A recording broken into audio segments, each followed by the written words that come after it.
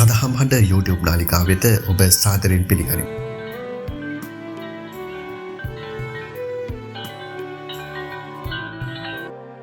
මේ ගැන ඔබ විසින්ම සොයා බලන්න. ඔබේ හිස ඇතුලේ කතා කරන හඬ සැබවින්ම ඔබමද? බුදු ඇසින් දුටු මනසේ සැබෑ විප්ලවය. ඔබ බොහෝ දෙනෙකු උදෑසන අවදි වූ මොහොතේ පටන් නිින්දට යන තෙක්ම ජීවත් වෙන්නේ අපේ හිස ඇතුලේ ඇසෙන නොනවතින හඬක් සමග. මේ හරියට නාදුනන පුද්ගලයෙක් දවස පුරා අපේ කනට කර විවිධ දේවල් මුමුණනවා වගේ. අතීතයේ සිදු වූ වැරදි ගැන පසුතැවී, අනාගතය ගැන අනියත බිය, තමන් ගැනම ඇති කරගන්නා විවේචන සහ වෙනත් පුද්ගලයන් සමග මනසින් කරන මනාකල්පිත සංවාද වලින් මේ හඬ පිරී පවතී.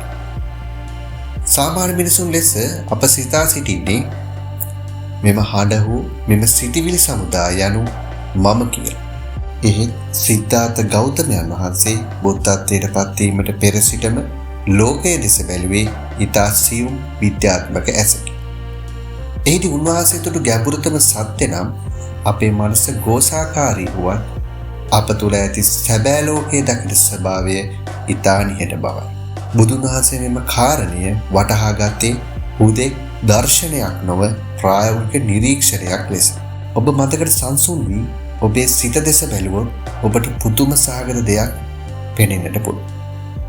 එනම් ඔබේ ඊළඟ සිතුවිල්ල කුමක්ද කියා ඔබවත් නොදන්නා බව.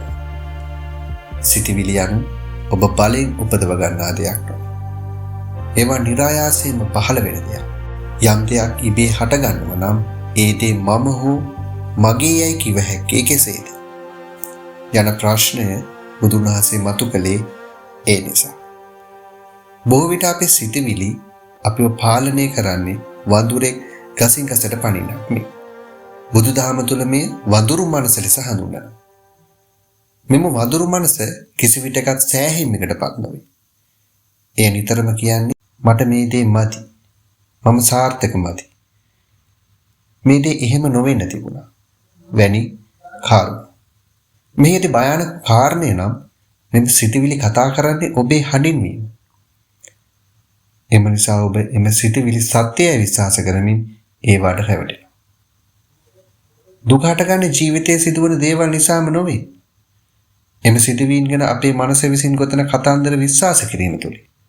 උදාහරණයක් ලෙස යම් ගැටලුවක් ආ විට ගැටලුවට වඩා ඒ ගැන සිතමින් ඇයි මටම මෙහෙම වුනේ කියා සිතන සිතුවිලි වල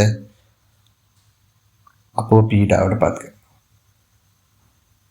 මනස විසින් අපේ සිරගයක දමා ඇති අතර එම සිරගේ බිත්ති සකසා ඇත්තේ මනස විසින් බව අපට අමතක වෙලා තියෙනවා.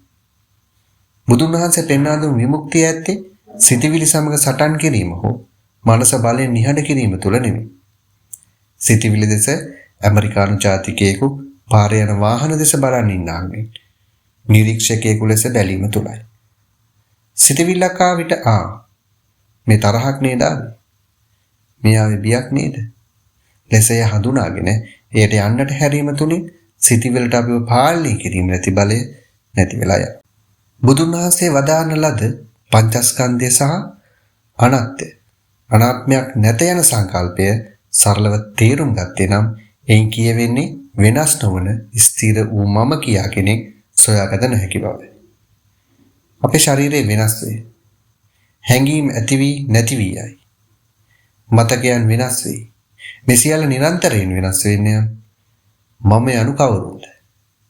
සත්‍ය වශයෙන් මම යනු සියල්ල දෙස බලා සිටින දැනුවත් බවයි. අහස සහ වලාකුළු ගැන සිතන්න. වලාකුළු නිතරම වෙනස් වෙමින් පාවී යනවා. නමුත් අහස නිසලව තියෙනවා. ඔබ යනුවේ නිසල අහස. සිතුවිලි යනු වලාකුළ. වලාකුළු වලට අහස පිරිසිදු කළ නොහැකිසේම සිතුවිලි වලට ඔබේ සැබෑ අභ්‍යන්තර පාරිශුද්ධත්වයට හානි කර නොහැකි. මෙම අවබෝධය ලැබීමත් සමග ජීවිතයේ පුදුමාකාර ලෙස සැහැල්ලුවක් ලක් වෙනවා. කෙනෙක් ඔබට බැන වැදුණු විට ඔහු මට අපහාස කළා යනුවෙන් සිතමින් ගැටෙනවා වෙනුවට එම සිදුවීම් සහ ඒ මොහොතේ ඔබේ සිතී ඇති වූ කම්පනය දෙස ඔබටම බලා සිටිය හැකියි. එවිට ඔබට පෙනී යනු ඇත. ඒ කෝපය හෝ වේදනාව යන ඔබ නොවන බව. ඒ පැමිණි ලෙසම පිටව යන ආගන්තුකෙක් පමණක් බව. නිවන හෝ සැනසීමම මරණයෙන් පසු ලබන දෙයක් නොවේ. මෙලොවදීම තමන්ගේ මනසේ ක්‍රියාකාරීත්වය වටහා ගැනීමෙන් ලබන නිදහස. බුදුන් වහන්සේ දෙවියෙකු වූයේ නැහැ. උන්වහන්සේ නිදහස් මිනිසෙක් විය. එම නිදහස අත්විඳීමට නම් කළ යුත්තේ සිතවිලි සමග පොරබැඳීම නවත්වා එම සිතවිලි දෙස උපේක්ෂාවෙන් බලා සිටින නිහඬ නිරීක්ෂකයා බවට පත්වීමයි.